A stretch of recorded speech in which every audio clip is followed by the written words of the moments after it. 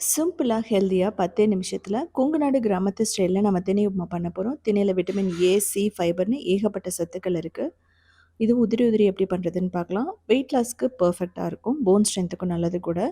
இதுக்கு ஒரு 2 ஆரஞ்சு எடுத்துக்கலாம். இந்த ஆரஞ்சு வந்து ரொம்ப யூனிக்கானது. மணம் இருக்கு, அதே சமயம் லெமன் மாதிரியே இருக்கும்.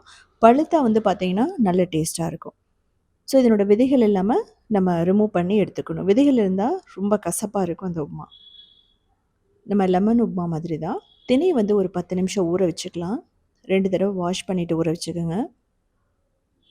இப்போ ப்ரெஷர் குக்கரில் தான் பண்ண போகிறோம். 2 டேபிள் ஸ்பூன் எண்ணெய், கடுகு, கடலைப்பருப்பு, உளுத்தம்பருப்பு, வறுத்த நிலக்கடலை, ஜீரகம், அதுக்கப்புறமா வெங்காயம், பச்சை மிளகாய், பெருங்காயம், கறிவேப்பிலை எல்லாம் போட்டு நல்லா ரோஸ்ட் பண்ணணும்.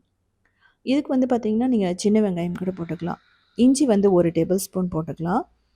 இதில் வந்து கேரட், பீன்ஸ் போடுறேன். நீங்கள் காலிஃப்ளவர், பன்னீர் கூட போட்டுக்கலாம். மஞ்சள் தூள், மிளகாய் தூள், உப்பு இவ்வளோ தான் தேவைப்படும். இது நல்லா ரோஸ்ட் பண்ணதுக்கப்புறமா கிட்டத்தட்ட 2 கப் நம்ம திணை போட்டிருக்கோம். அதுக்கு 3 கப் தண்ணி ஊற்றினா போதும். நல்லா உதிரி உதிரியாக வரும். குழைய வேணும்னா நீங்கள் 4 கப் ஊற்றலாம். அதெல்லாம் வந்து பொங்கலுக்கு பர்ஃபெக்டாக இருக்கும். ஊற வச்ச திணையை போட்டு நல்லா மிக்ஸ் பண்ணணும். ஃபைனலாக அந்த ஆரஞ்சு ஜூஸ் அவ்வளோதான். மூடி போட்டுட்டு 2லேருந்து 3 விசில் மீடியம் ஃப்ளேமில் வச்சிங்கன்னா பர்ஃபெக்டாக ரெடி ஆகிடும். ஊறுகாய், தயிர், சட்னி எதோட வேணாலும் எடுத்துக்கலாம்.